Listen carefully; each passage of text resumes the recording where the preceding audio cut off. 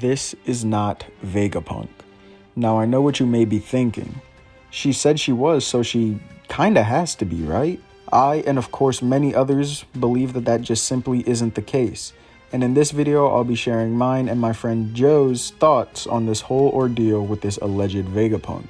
Since this is a huge reveal fans have been waiting for many years, of course there's going to be some speculation. And in this video, I'll be using my friend @3skulljoe on Twitter's thoughts because he's much better at putting them into words than I ever could be. And of course, thank you, Joe, for allowing me to use your theory in this video.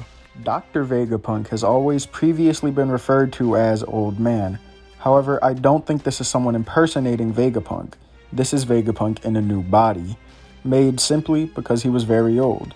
A clone of himself that he created using lineage factors. The most damning evidence here is the Punk O2 on her chest, not to mention the fact that Sanji has very high tier observation haki and he would know if Vegapunk was truly a woman. And we didn't see any indication of that. His reaction is not his usual head over heels reaction that he usually has with women. This Punk O2 character also speaks like an old man. For example, how utterly vexing. Let's start with why Vegapunk would do this. It's pretty easy to discern why he'd make himself a new body, his age. Vegapunk's original body simply got too old to be reliable. Next up, the how is also relatively simple. We learned in Whole Cake Island that Vegapunk and other members of MADS, like Judge, once discovered a revolutionary scientific principle called lineage factors. It is through this discovery of what is effectively DNA that Vegapunk and the other MADS members were able to carry out their various experiments.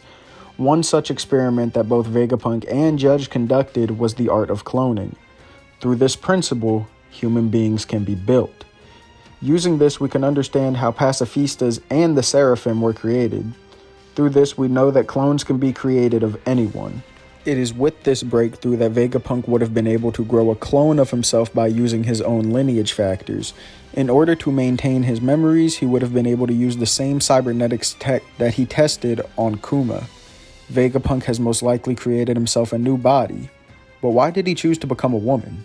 Besides the possibility that he simply just wanted to, if there needed to be a reason, the most simple one would seem to be that women are renowned for living longer than men. And a scientist like Vegapunk would definitely want the longevity of a female body.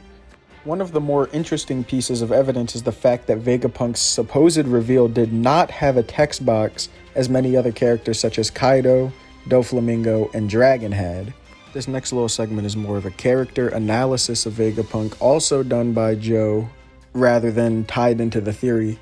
I wanted to record a little bit on this, and I figured this is probably the best time to do it rather than making another video, so let's jump into that too. From details revealed in the past, we can get a decent idea of Vegapunk's personality and philosophy. Whilst Frankie was at Vegapunk's home island Karakuri, he learned of how Vegapunk was always passionate about inventing things to help the people.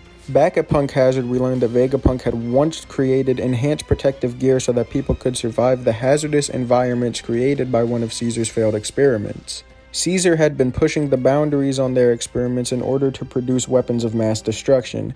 Caesar continued to cross the line and eventually Vegapunk expelled him from the team.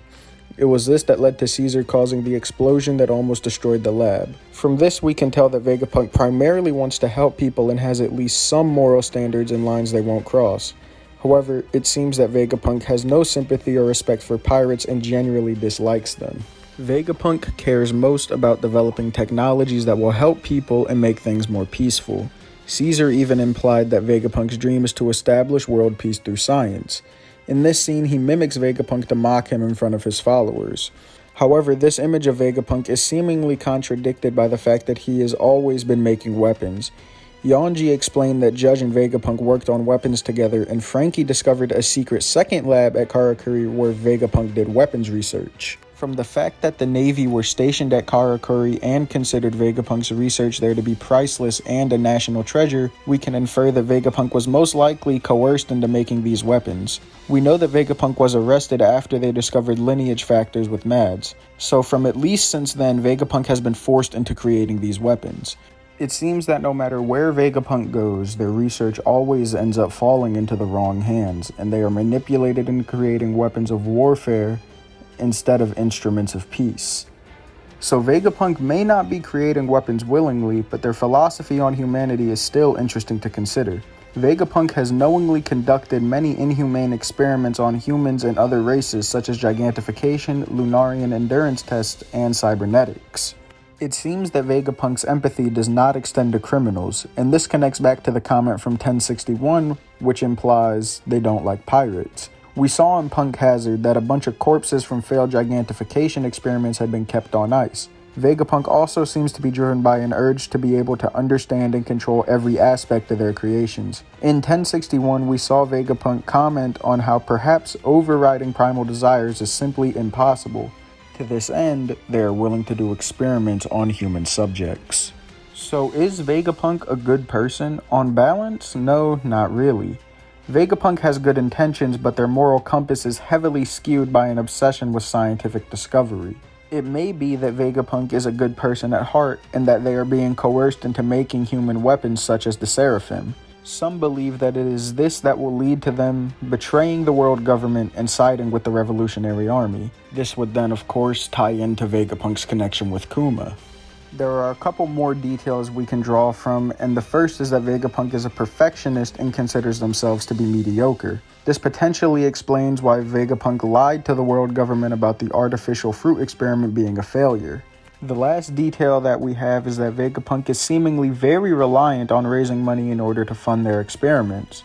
It was implied in 1061 that they raid passing pirates in order to steal their loot and possibly take new test subjects. That's going to be the end of this video. Once again, thanks to 3 Skull Joe for allowing me to use his theory and his Vegapunk character analysis in this video.